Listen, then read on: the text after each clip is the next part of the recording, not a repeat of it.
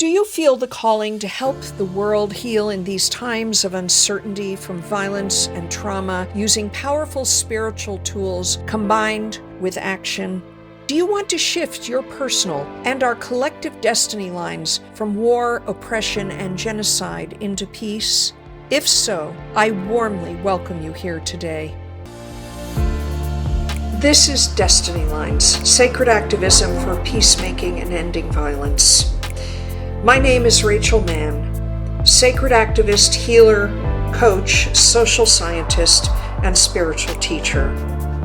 Join me and my amazing guests on this rich podcast as we explore the question of how to do the work of illuminating human consciousness individually and collectively, so as to end ongoing cycles of war, genocide, slavery, authoritarianism, abuse, and violence of all kinds into a world of peace 7 generations into the future and beyond.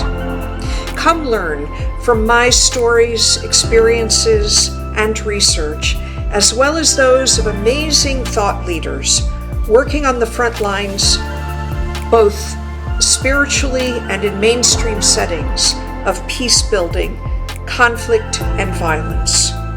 We hope that you too will be inspired to offer your gifts, wisdom, healing, and vision to this sacred task. We are all needed. There's no time to lose. Let's go. Hello, and welcome my listeners and viewers.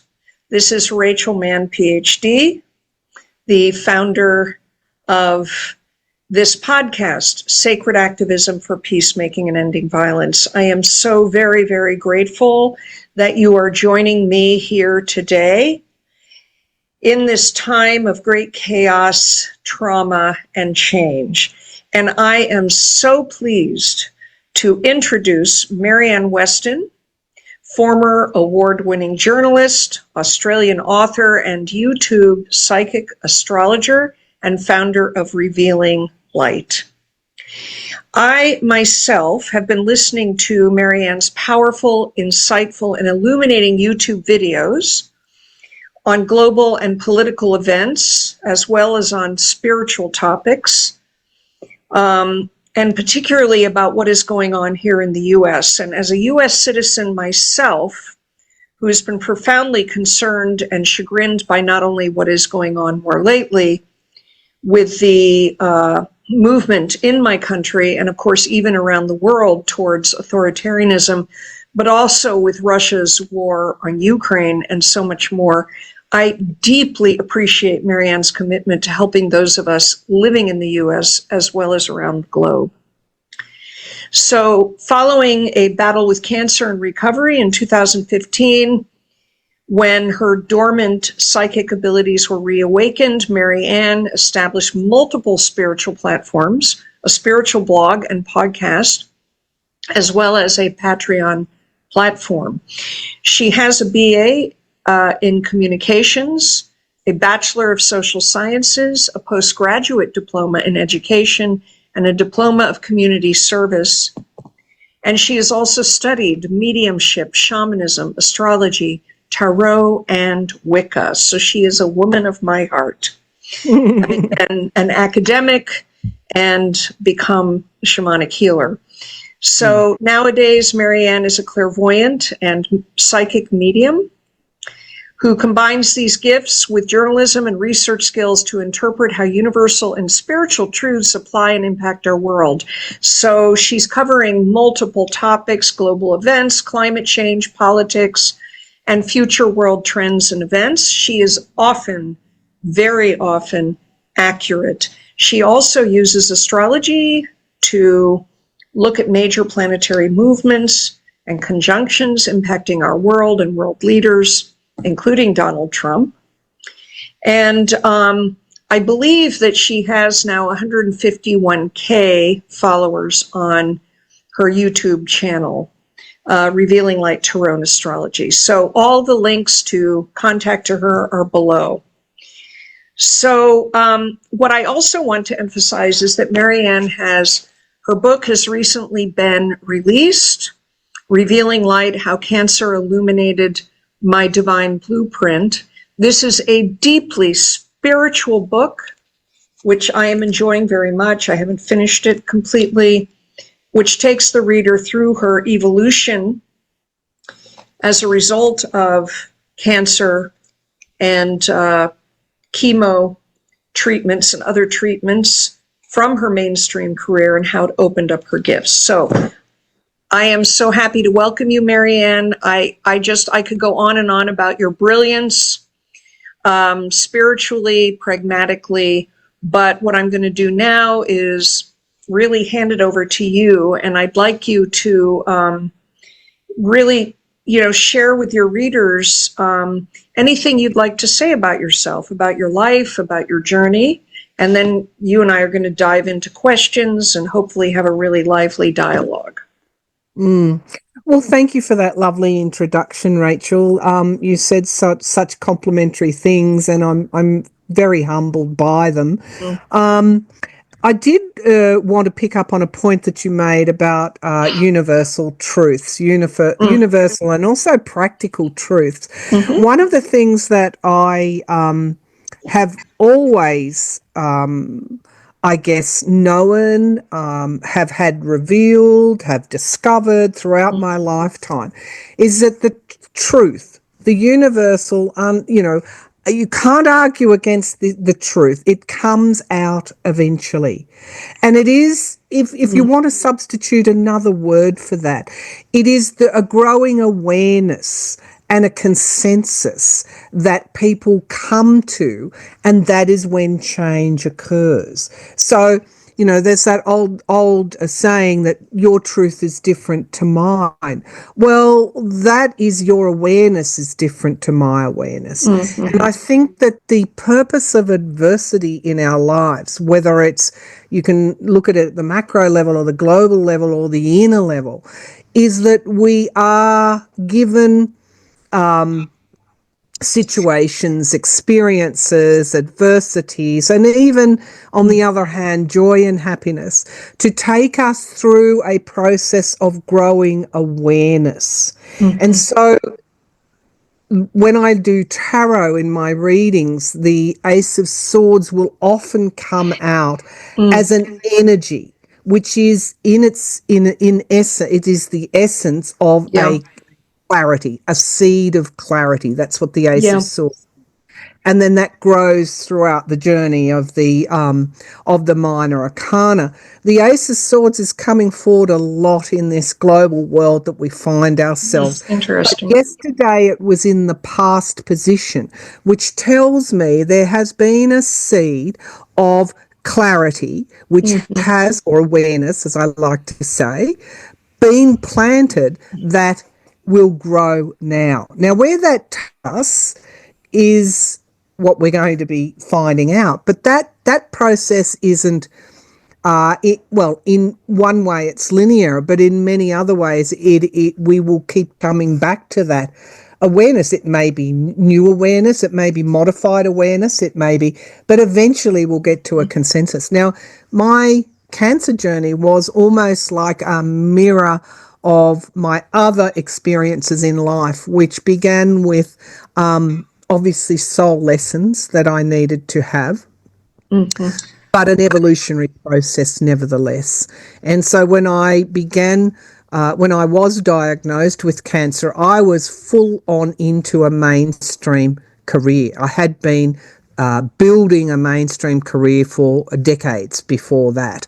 I had been very much in, I don't know how many years I spent at university, but there was a lot, through a double degree and a postgrad and then a diploma. I was very much building. I worked as a journalist, then became an editor, the first woman editor of the publication that I was working for. And then I went to government, and I worked for almost a decade in government. And I started off as, communications, writing ministerial, contributing to prime ministerial speeches and other Wow. talking points. I know the government process very well. And then I wanted to go to policy and research because I found that I needed to go deeper and deeper into that analytical world.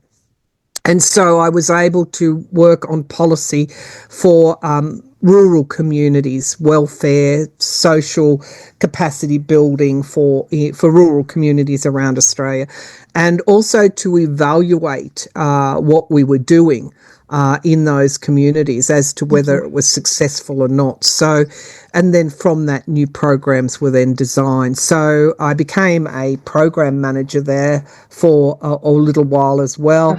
I also was utilised to go around Australia training government staff in certain new programs that were developed.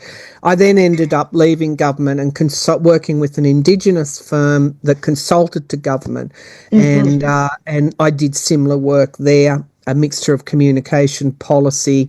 We worked for big non-profits around the world. I mean, such was the power of the agency that I worked for, on all matters to do with, again, building capacity for Indigenous communities, but also looking at racism and how it manifests. So I was very much in that very dynamic mainstream world when the cancer diagnosis was given to me. Yeah. And my children were still at school, and I was the main breadwinner. And honestly, the fear, it's just complete and utter shock. It's like, I'm sure. It's total fear. And I spent a long time in that state, going from fear, grieving, anxiety, depression. And I was really, as I've said, at the bottom of the well. And the only place I could go was I've always been a spiritual person. I was born that way. What you see is what I am. And I reached out, and I was met with the loving hand of spirit. Yeah. Now, I talk about reawakening psychic abilities, and I want to say that I have been clairvoyant, deeply clairvoyant all my life, and an empath, and acutely sensitive.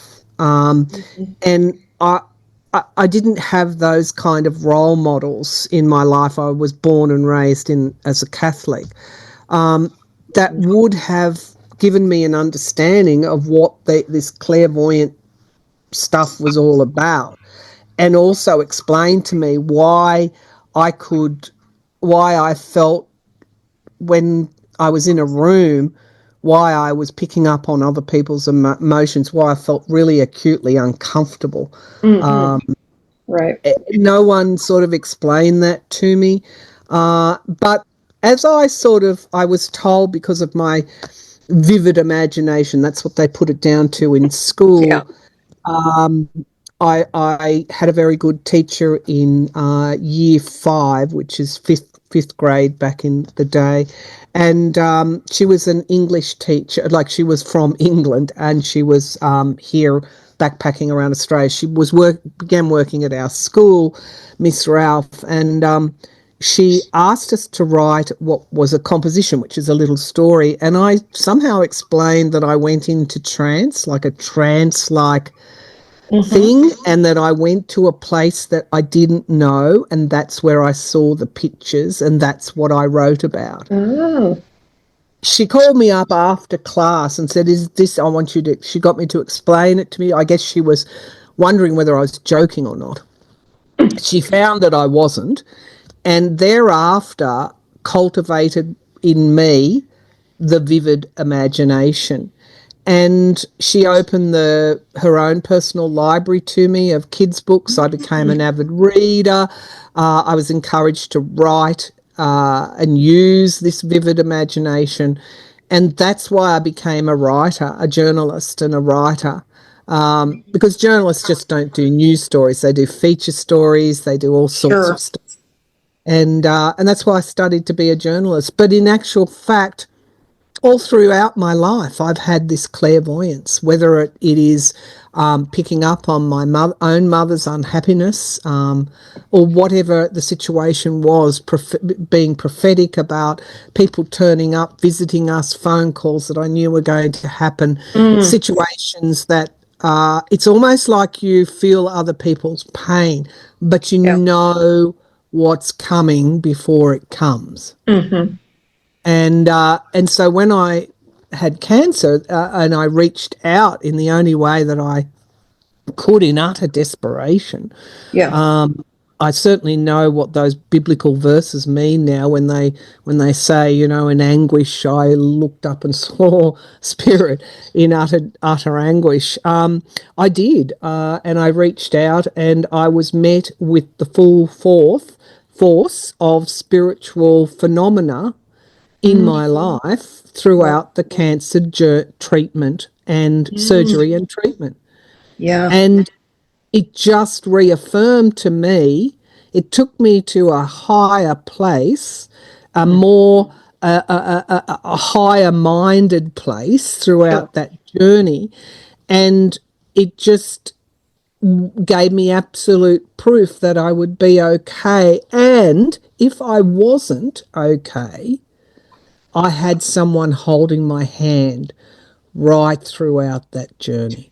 Yeah. Now, that faith and that belief, and I don't know if you would call it optimism, whatever, has always been with me. Yeah. That's who I am.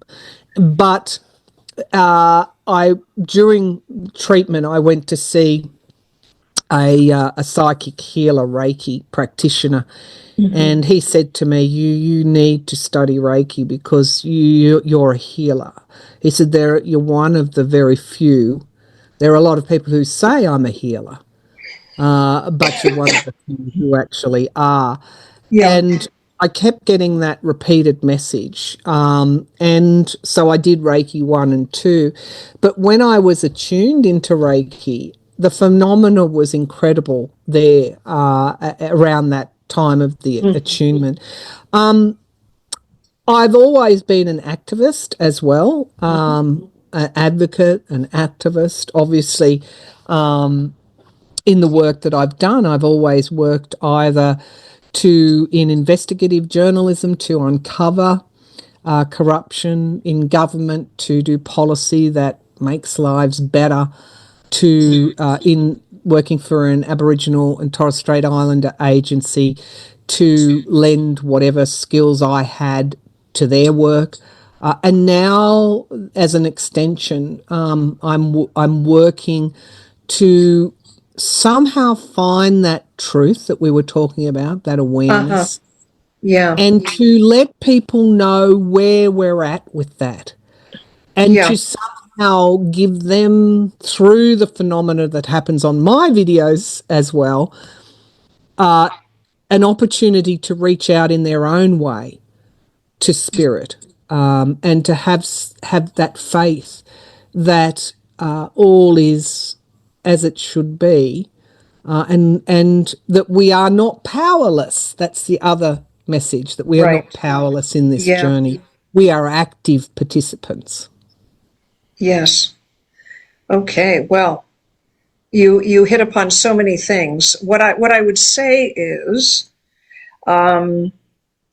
just leading into this conversation is, firstly, I'm so struck by the fact that it was like, I see this a lot in my own journey, as well as in the journey of clients of mine who are in mainstream careers, and then they are transitioning into,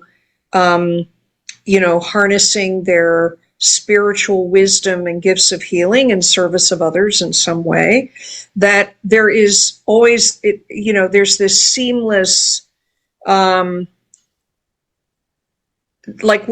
our world today, people tend to think of like spirituality is over here, and particularly if we're doing, the more alternative woo-woo stuff, that it's like all out there, and then there's all this work you do in the mainstream world, but it's like it's a continuity, right? It's like you were prepared, right, through all that, your education, your work and so on, to then do this at this point in your life. You were prepared for this time, right? I believe so. Yeah. One of the reasons that I won awards in journalism was because I often knew where to go to get the breaking stories before other people did. Uh-huh. One of the reasons that I kept being put in managerial positions in government, even though I didn't desire that. I mean, it's hard managing people, as Yeah, you well I know. I've know. been there too.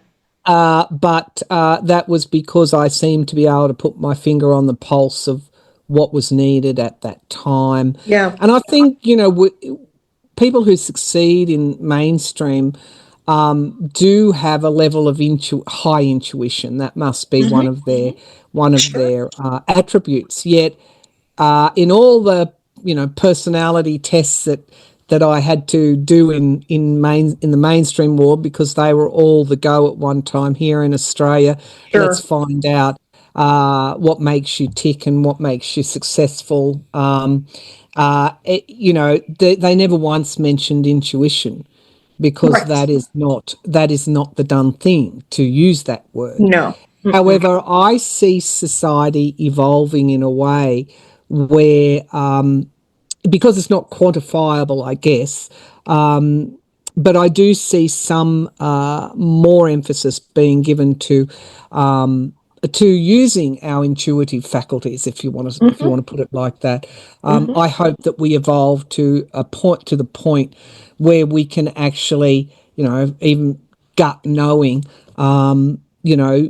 be able to use that more in mainstream work, but Yes. not at the Yes. moment. Yeah. Yeah. Like I say, in terms of what I call sacred activism, it's like all the mainstream, we need all the mainstream political, economic, social interventions, right? Governmental, medicine, and all of that. But now we really need all these other tools and faculties. And you demonstrate that so powerfully. And one of the things you said a little bit ago is that during your cancer journey, you had, you were kind of tuned in, and were having these spiritual experiences that were amplified, I gather, from what you said. And I'm sure my viewers would be interested in hearing about, maybe one of them, or which one stood out to you, or that because that's often how people get led. People like us and others get led by spirit and Okay. our higher self. Yeah. Yeah, before we finish with your question and what we've been discussing, I just wanted to say that the higher mind, well, I've never evidenced it being wrong. When we're in a place Yes. where we're using our higher mind, Right. and this is what we're seeing, in some ways, what we're seeing around the world is a moving away from that higher mind to almost like a barbaric, more lower evolved type of, I guess people would call it strength, if in that world, and that is what is leading to a lot of the chaos and wrong decisions that are being taken at the moment. This is a step back in evolution, but I think again it's there for that growing awareness. Okay, let's get back to your question. I'm Well, I sorry. want to get to that question too, but let me say something in response to that, because all of my work is trauma informed, and one of the things that is part of that transformational process, right, is in a way, at a certain point in our lives, if we have any kind of unhealed trauma, right, and then somehow there is a level of resiliency that is built up within an individual.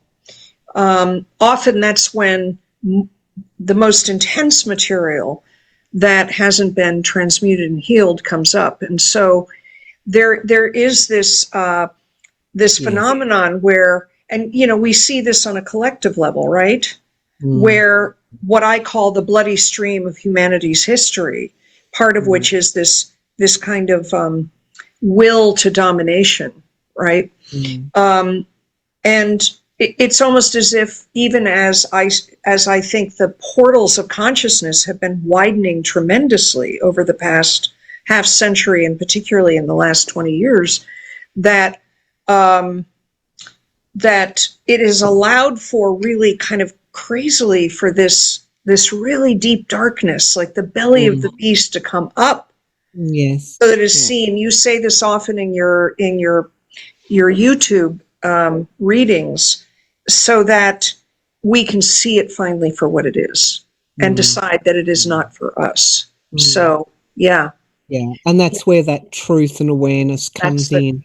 Right. Yeah. That's exactly where that awareness comes in. If we look at it that way, what America and the world is experiencing now that we never thought we wanted to experience, right? Obviously not enough, or some of us, or maybe there's things for us to see as well. Sure. A growing awareness, a re-awareness, a new awareness. Yeah. Obviously, I believe that we will ascend, not descend in this process, no matter how difficult it gets. To your original... To my other question, for sure. Yeah. It's hard to say which was the most important, but I think probably I had clairaudient messages from my dad warning me, but I think a lot of the phenomena came from birds, really. When I look at it that way, I don't know why that aerial bird life was so strong in this phenomena, but it continues to this day. When before I was diagnosed, I just had a murder of crows following me everywhere. I almost became paranoid about it, because it was an incessant cawing. It would just never let up. And I was so concerned about it. Didn't matter whether I was here at home, they were there, here, wherever I went, in urban centers, they were there cawing. And it was for me, because I was noticing it, but yet I didn't know what they were saying. I even took it to my meditation group, and I said, "What am I going to do?" And because I was really concerned. Yeah, of course. And this mirrored, obviously, at some level, knowing there was cancer in my body, but not really at a conscious level knowing it. And I said to the meditation group, "What am I going to do?" That they never let up. And one lady said to me, "They're trying to tell you something, obviously." I said, "But I don't speak Crow." And ultimately, around that time, my father woke me up. He's passed. Woke me up. I have heard him clairvoyantly before. 3 days after he died, it's a terrible thing to feel when someone feels like they're inside your body, who's dead, and they're speaking to you like you're 1 foot away from them, but it's coming from within. Yeah. At the time, that was 3 days after he passed, and he said, "Maryann, look after your mother," and that was before the cancer diagnosis. I was quite there. He's probably there right now. I just saw spirit. I was quite frightened, so I slept for nights after that with the light on. Wow. And just before I was diagnosed, I was putting off getting tested, because my sister had been diagnosed, and the advice was this could be familial. Likely it is, because we had cousins that had passed from colon cancer, a grandmother who had died from colon cancer. And I was putting it off because I had a big conference on Indigenous conference, First Nations conference to arrange, to set topics, to gather speakers, to direct, I guess, and produce. And I kept putting it off. And in the middle of the night, my father again yelled my name. Wow. so loudly. I sat bolt upright in bed. And what? What are you trying? Anyway, I thought, I've got to go and get Uh-huh. this. The crows were cawing. My dad was yelling at me. I went and got the Right. test. And then I discovered that I had colon cancer.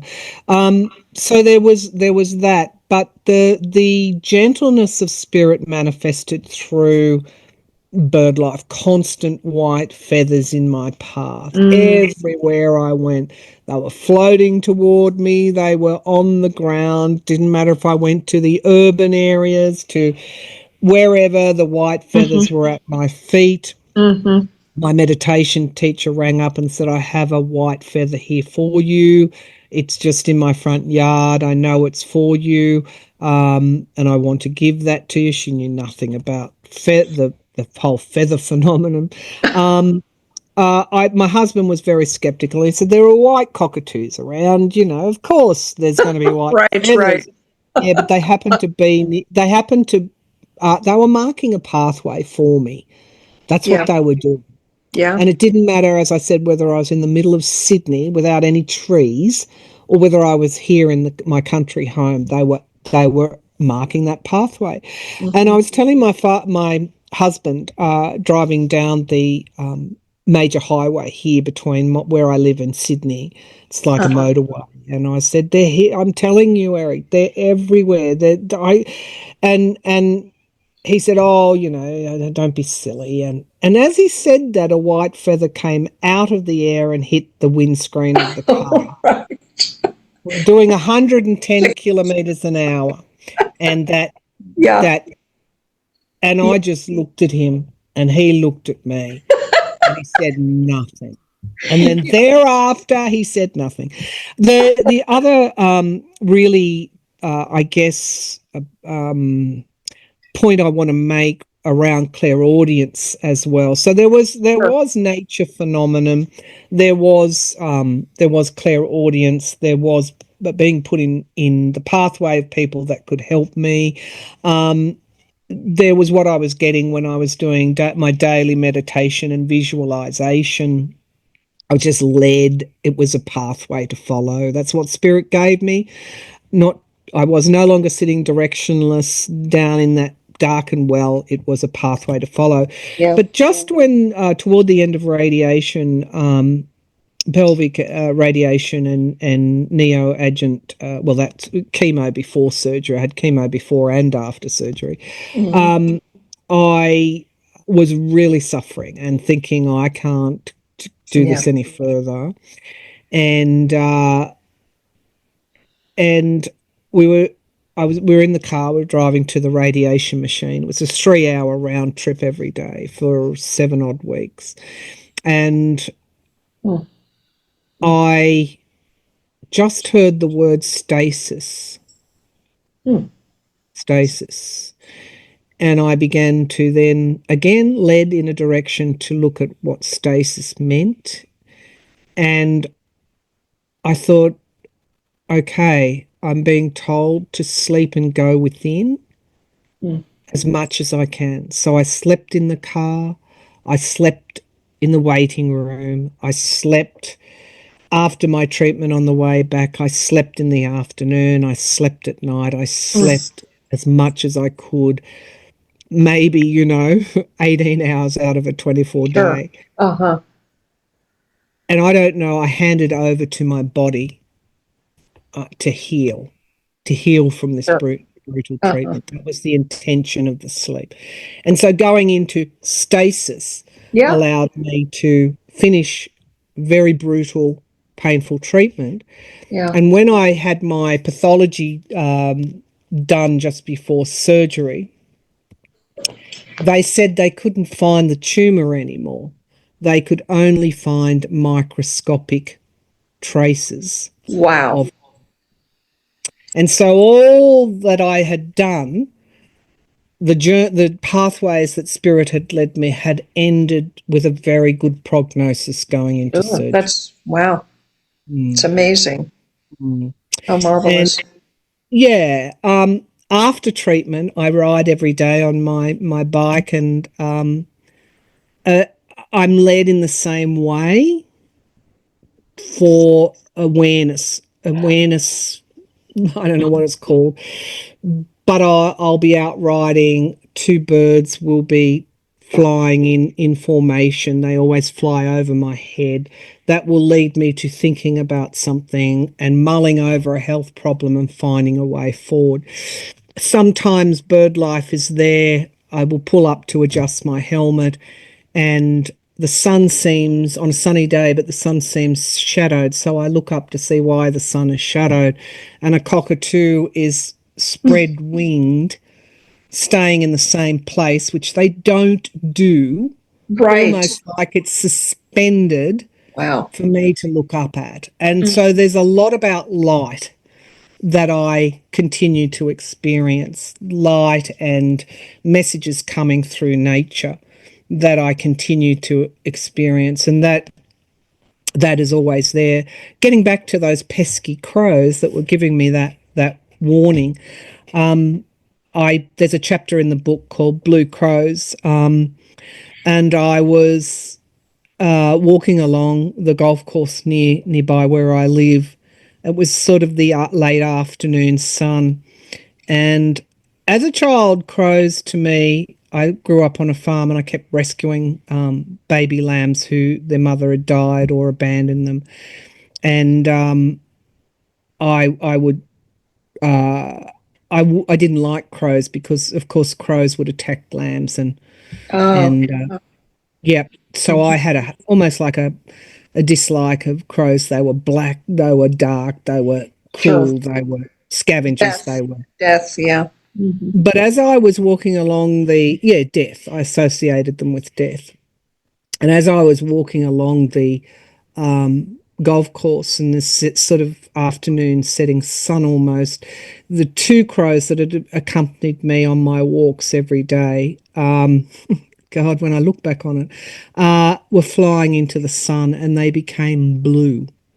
The angle of the sun, and suddenly my fear or whatever of crows and death and I suddenly got that awareness that that again there was life after death. There was a cycle to everything. There was a place for everything. And there was a transformation of everything.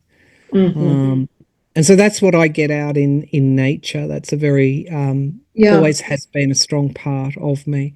So a lot of phenomenon, both natural, clairaudient, and the dreams, of course, is my dream life is always very healing.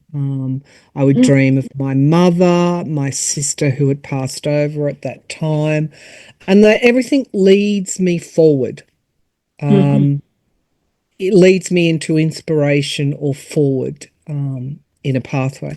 So, I hope that answers your question. Yeah, for sure. And I think it connects back into your, what you said earlier about your enduring faith and belief and optimism, right? So, and that's one of the things that is so nourishing about your YouTube channel as you dissect, parse, comment on, and predict about what's going on, in the U.S. and around the world and in your own country, is that you have this, what I would say is this vibrational frequency that is so tuned into the spirit, into the light, and into that frequency of faith and belief and optimism.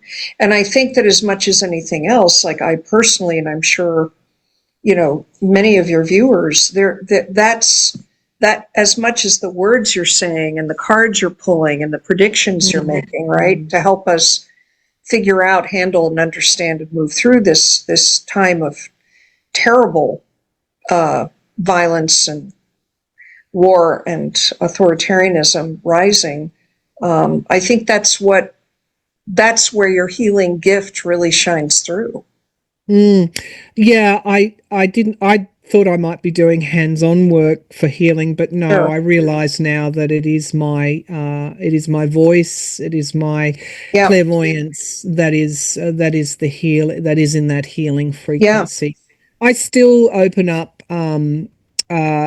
before each reading in a similar way to what you do, how you opened up this podcast. I do I call upon spirit to Sure. you to I say I as a conduit. Use me as a conduit. Use is not the right word, but I am, I desire to be a conduit Yeah. for the higher self and higher mind and higher Yeah. spirit. And then, of course, protection is very important as well. I want to go back to phenomenon. As a kid, I guess this is the big breakthrough. As a kid, I used to see spirit, but it frightened me so much. I didn't know what it was. But since I've started this active work, I did work with, mediums, as I said, shamans, astrologers. Clairvoyance is the biggest ability, if I can put it like that I have, but I do actually physically see spirit. On my videos, you will see orbs around me. People can see that, and I'm glad they can see that because it again feeds their awareness of what is real. And if people are seeing white orbs flying around me as I'm reading and Yeah. making a point at particular times in the video, then that allows them to say, okay, there is more than what we see in this 3D dimension. But I do see spirit often when I'm reading, and also around my house. If I'm tuned into it, I will see, the way I would describe it would be an outline of parts of the body. It's an energetic outline. So if you think about how people see heat waves, that kind of movement of energy, I will see that in a shape of a person or part shape of a person, or a quick movement again of that kind of energy, that I'm very aware of energetically what's around me. And then I will go in through my third eye and go, who is this? What are they doing here? And then I will connect in that way. I used to be so frightened of that as a kid. Now I'm not. Now I go, okay, spirit's there. That was my dad that turned up there. We were talking about him. There was that energetic movement right next to where I'm sitting. So that has been growing stronger and stronger and stronger. And I'll often do, in the spirit of discovery, I will often do travel vlogs where I will go to historic places and tune into that energy. And see what the stories are, because we learn through storytelling, and look at what those stories are and what we can find out about history by whether it's residual energy I'm picking up or whether it's, it can be spirit as well. I find that fascinating. I'd like to do more of that, but time and energy is it gets in my way.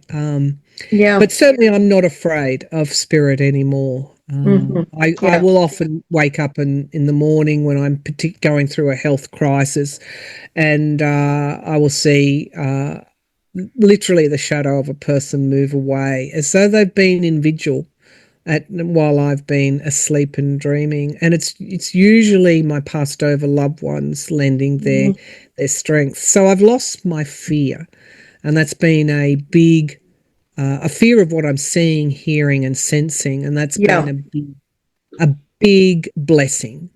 Yeah, that's just huge. Yeah. I have a lot of clients who come to me who are having this awakening and opening of these kinds of gifts, and they're scared, and they find it to be destabilizing even, probably in part because of their response to it, but also because it takes the energy system and the nervous system time to adjust, right? So yeah, that's great. Yeah, I yeah, yeah. was thinking that my energy and nervous system went through a huge shock with cancer and took Right. me an exponential growth, Yes, which is why I don't absolutely. have a fear of it Yeah, you anymore. you actually went through. I was just writing about this today for an article that I'm that's been solicited from me, and I was writing about the fact that stories of indigenous medicine people and shamans, going back 100 years and more that have been collected by people like Joan Halifax and others, um, tell the story of how they were, the classic story is Black Elk, the great Sioux um, uh, spiritual leader and healer who as a child, had this huge, vision, and then, was in a coma and nearly died. And he was told by the spirits that, you've got to share this with your people. And then he didn't, and was acting really weird until the elders picked up that something was going on. But they often talk about this kind of dramatic devolution and being brought to the edge of death, Yes. right? Or being struck by lightning and nearly dying. And so, yeah, you went through a very, very, very profound, what I would call shamanic initiation. Yeah. Oh, God. Yeah. I want to also tell you a story, seeing Sure. as we're speaking about First Nations peoples. Yes. After I'd finished treatment, and I was sort of readjusting to life with disabilities, Aboriginal healers from Central Australia were touring to do healing for Aboriginal people, and because I'd worked for this Indigenous agency that everybody around Australia knew and loved, I contacted them and I told them my story, and I said, they said, please come and see us. Come and see us. Oh, So I wonderful. journeyed about 2 hours down the road to an Aboriginal centre, and I got to have a healing with an Aboriginal Wow. female healer. And she had said that during the healing, and afterwards we talked about it, what had happened during my major surgery was so shocking to my spirit that it had jumped out, and Uh-huh. it was there beside me, but it wasn't where it was supposed to be. And when that happens, then happiness is called into question, because you can't be Yeah. truly happy. And Right. these healers would work, if there was an accident, they'd be called upon to be with the person as the ambulance was tending to them. And again, they see a lot of this in trauma where the spirit jumps out Yep. through sleep shock. Absolutely. You put my spirit back in, and Yeah. you should be happier now. Oh, And yeah. I was.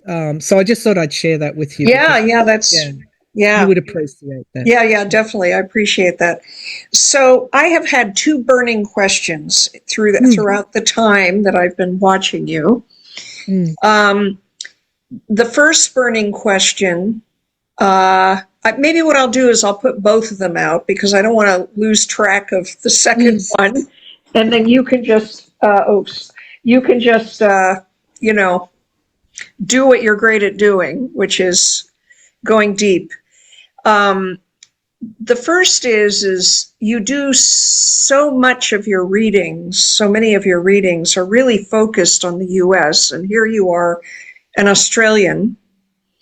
And I would love to hear more about, and you've said, and you even said in the video you made yesterday or in the last day or two, about how deeply you feel the pain of all the, your followers and others like them for, this horrible thing that has happened with the return of as you call him, F-45. And I'd love to hear a little bit about what happened, that really called you to be so tethered in your heart and your mind and your spirit to Okay. the United States. Yeah, when I started the channel, it was in response to his rise, and I do name him now, but I'm happy not to if you don't want me to. That's fine. I But don't mind. yeah, but it was in response to almost a I he there was an issue for me as a woman with him. And maybe in your line of work, you would track that back to perhaps a past life or something where Maybe. I had, you know, but I found his cruelty particularly offensive. I found I couldn't believe what I was seeing. I knew that this was going to be, well, it would affect all of us. I knew back then the danger. Yeah. And so I thought in my way I could start to use this clairvoyance to provide predictions that may help in some way.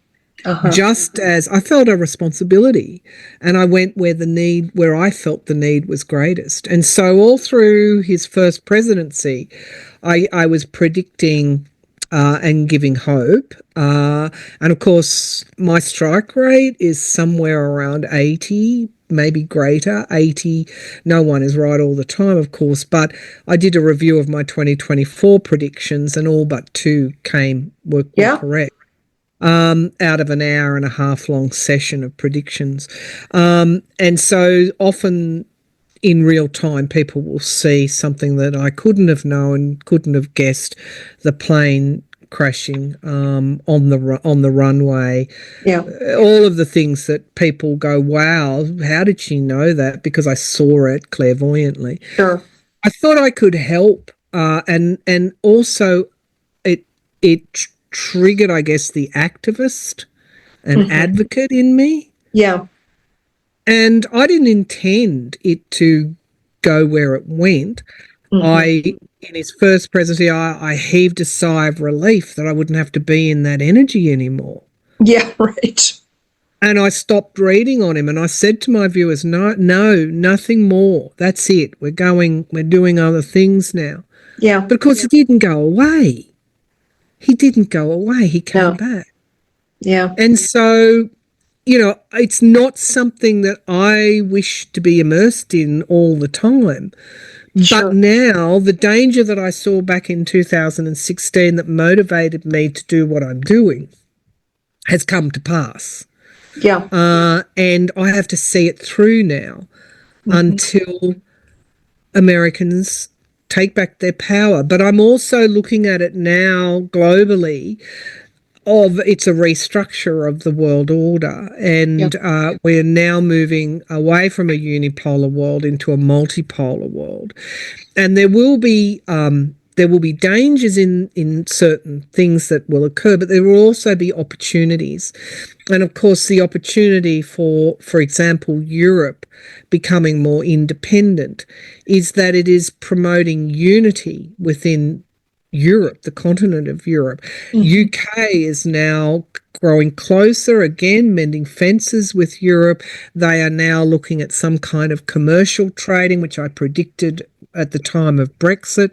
Australia is moving closer to its Commonwealth, but also in Asia, we're looking, we've always known that our position here is needing to look for security within Asian countries as well. And so we're very close to Indonesia, Malaysia, Singapore. Yeah.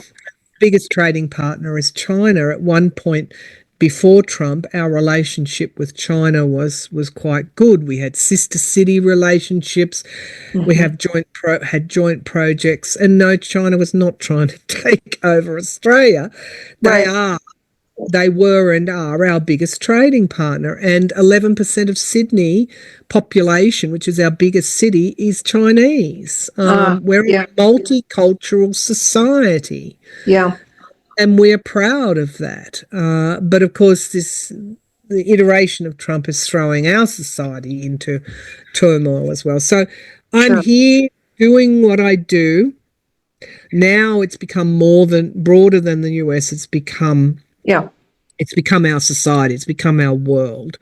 And so I look at that, and I have viewers from Canada and Australia and the UK and all around the world, the Scandinavian countries, Germany, and the Netherlands, it's just gone that way. Now, we'll be in peace when he's no longer around, but you have to do something about that. And I believe you will.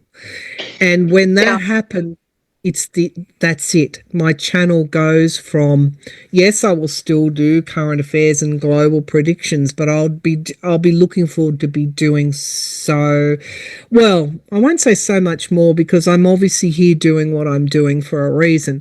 But I will never want for spiritual content, and I will be looking forward to the day when he's dealt with once and for all, and we start the process of reform and unpacking what's gone on and really learning the lessons, because obviously that didn't happen in the Biden year for it to come back again, and hopefully moving forward in new ways, not hearkening back to the past. Right. I was talking to Lena Rodriguez of Tarot Down Under. She has her doctorate in the social science, culture, society and culture. And we were talking about a future democratic leader, and I was saying that, there has to be bold visions. There has to be new visions. It can't be, let's rely on all these demographics to get through because we're the ones who protect your rights. No, that kind of thinking won't cut it anymore. It has to be, they have to be to bring everyone to them rather than relying and taking for granted support. Absolutely. And the demographics, and the only way they're going to do that is through bold new vision and really, I think, the economy. Of course, it's all about the economy, and rightly so, because it's people's livelihoods. It's whether or not they can put food on the table for their children. We are focusing back on the basic human rights. Human rights. Not democracy. Well, yes, democracy, of course, but basic human rights. That's where we're at now. Actually, and I want to be mindful of our time, but, that actually kind of it sort of answers the second burning question was, there are a lot of people in spiritual community, such as the circles we probably are connected in, that they feel it is that we shouldn't be engaging right at the level of politics and world affairs and such, but we should be always, focusing on the spiritual, on transcendence, on, actually what is a spiritual truth is that there's always a greater orchestration of things going on. And yet the thing that I'm so drawn to about your work, which resonates very much with me, is in fact the idea that bringing our spirituality and our activism together and seeing, like personally, and this is why I talk about sacred activism for peacemaking and ending violence, because to me, it's like my spirituality is very earthy, right? It encompasses, I see us as coming into the body, incarnating very much to be engaged with the world, and that the root core of spirituality is really the forging of the fires of compassion. Right? And that's what human rights is. It's arrogant. So I was interested in hearing your thoughts about that.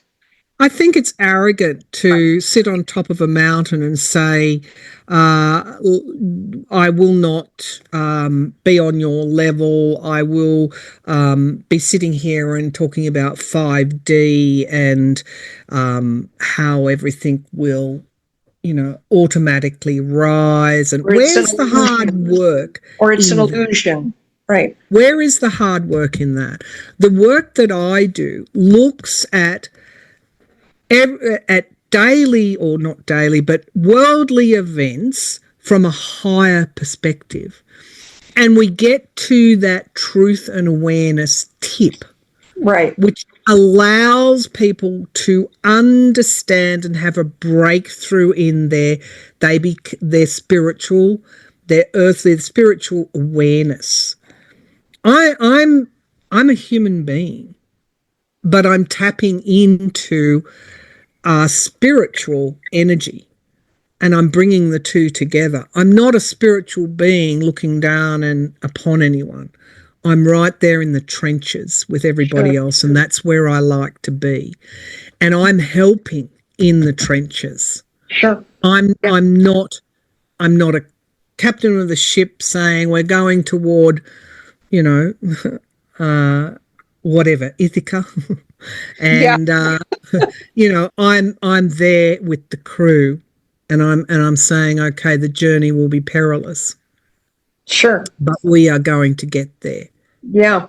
Yeah, okay. Absolutely. And one of the ways we're going to get there is through faith, through belief, through unity, through coming to, Spirit's just there, through, and so, yeah, thank you, Spirit.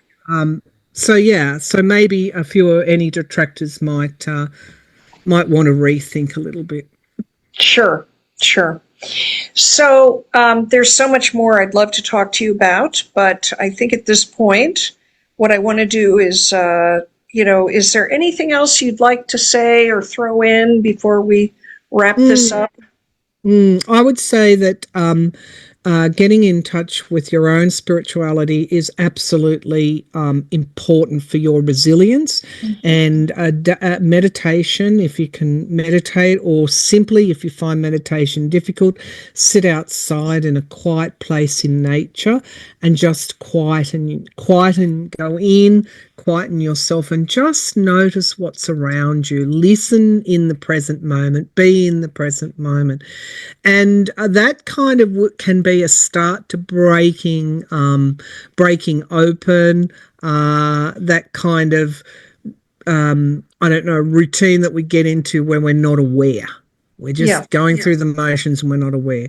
So the first step to connect with your own spirituality is to become aware, and you can do that through meditation or through just simply being in nature, throwing out the intention that, I have this issue, I have this problem, I need an answer, can you help me with it? And then put yourself in a quiet space and see what comes to you. Allow Spirit to come to you. And creativity is another pathway, whether people write, paint, draw, dance, build, clay, whatever. Creativity is another pathway to thawing out our rigid conscious mind and allowing that subconscious to really tap into the higher planes. I think that's really important for people's resilience, and really important now to do that. Yeah, it keeps us out of fear, beginning, really deep into the fear. Yeah, with a lot of, scary things going on. That's where you blend the two. Well, anyway, I'm just so glad to connect with you, Maryann, and I'm, keep up the good work, and I want everybody to remember to order. I'm sorry, it's backwards, but it says "Revealing Light: How Cancer." I can see it. My Divine Blueprint. Oh, it's not backwards. There it is. Oh, there it is. Mine is backwards, but yours isn't. Or maybe we're seeing mirror images. Thing. Buy Maryann's book. There's a link below, and a link for her website, her YouTube channel, and a link to buy her book. And yeah, and I highly recommend that you tune in on her YouTube channel to what you do, two readings a week, essentially. I do. Yeah, My Monday, your Sunday, my Thursday, your sure. Wednesday. In the US here, yeah. And yeah, it is the thing I do. Like I wake up in the morning and I get my tea, and then I'm like Yes. just waiting for your and then if you've put up a new video, that is what I'm doing, drinking my tea first thing in the morning, listening to Thank you. start Thank my you, Rachel. and Yeah. thank you so much, for your caring for the United States and the citizens of the U.S. and all the citizens of the world, and for the First Nations people. And I bless you on your way, and Thank may you. all health and balance and healing be with you. And I always like to say this dedication at the end of each of my interviews is, may we dedicate all the goodness and healing and the merits of this conversation, this connection that we have made today, to the benefit of our communities, our families, our human family, Mother Earth, and all our relations. That all beings will be free and liberated, live in prosperity, abundance, and peace, be safe and protected. May all beings be filled with love light. May it be so. Aho, Wado. Thanks to my viewers. Stay tuned for more. Thank you, Rachel. Thank you for joining me, Rachel Mann, PhD, your host of this powerful podcast series, Destiny Lines, Sacred Activism for Peacemaking and Ending Violence. I hope you have been inspired into manifesting your dream for yourself personally, or for or within your organization, to dream forth a world of compassion, love, and peace. If you would like to find out more about me and my work, you may go to my website at rachelmannphd.com or email me at rachelmannphd@gmail.com. I offer individual energy healing sessions, a 3-month mentoring program for individuals wishing to magnetize their sacred service to the world, as well as programs, retreats, and classes for individuals and organizations who are inspired by the mission of sacred activism for peacemaking and ending violence. I look forward to you joining me and to hearing from you. Let's get started. There's no time to lose.